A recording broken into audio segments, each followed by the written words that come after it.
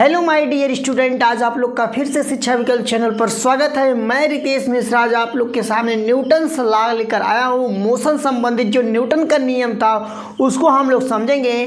तो जो न्यूटन ने दिए थे 3 नियम दिए थे, तो एक एक करके हम लोग समझेंगे।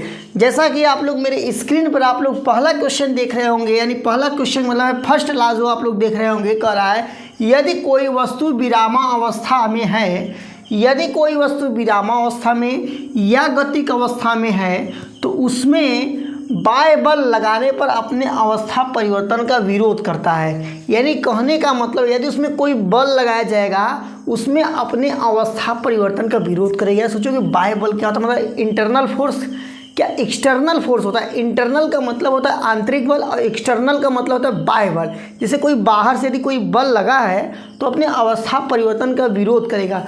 कब तक करेगा?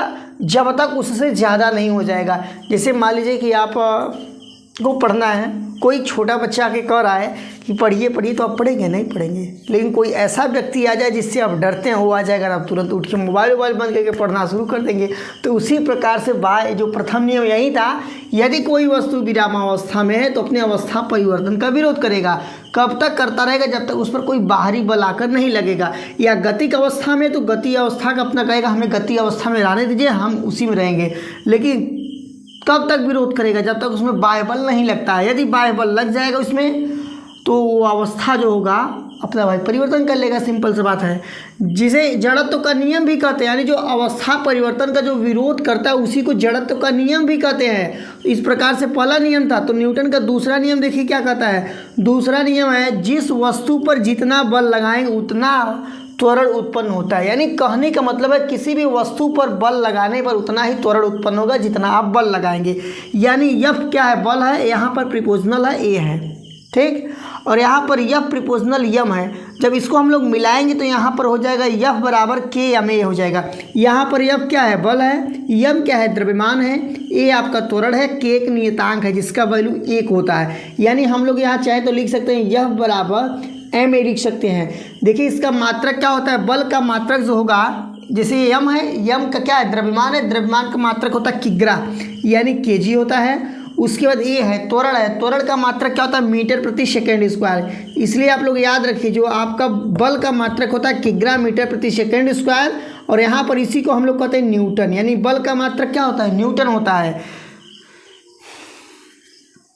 अब हम लोग यहाँ तीसरा नियम पढ़ेंगे कि क्रिया प्रतिक्रिया बल। यानी जो तीसरा नियम है उसको एक्शन टू रिएक्शन कहते हैं, यानी क्रिया प्रतिक्रिया कहते हैं। जिस वस्तु पर जितना बल लगाया जाता है वह वस्तु उतना ही विपरीत दिशा में लगाता है। मतलब किसी भी वस्तु को हम जितना बल लगाएंगे वो वस्तु उतना ही न्यूटन का बल आपकी ओर लगाएगा, लेकिन जिस ओर आप लगाए रहते हैं उसके विपरीत की ओर। जैसे मान लीजिए हमने बोर्ड को ऐसे लगाया बल, तो बोर्ड भी हमें लगाएगा। मान लीजिए हमें चोट नहीं लगे लेकिन हम दीवार में मारेंगे, तब बताइए दीवार में जितना तेज आप मारेंगे दीवार भी हमें क्या करेगा? चोट मारेगा। तो इस प्रकार से यही तीसरा नियम, जैसे इसके कुछ अनुप्रयोग लिखे गए हैं। जैसे पहला कह रहा है कि समतल में जमीन पर चलने की क्रिया। जैसे हम लोग जब जमीन पर चलते हैं तो थोड़ा आप लोग अनुभव करिए, तो हम लोग बल किधर लगाते हैं?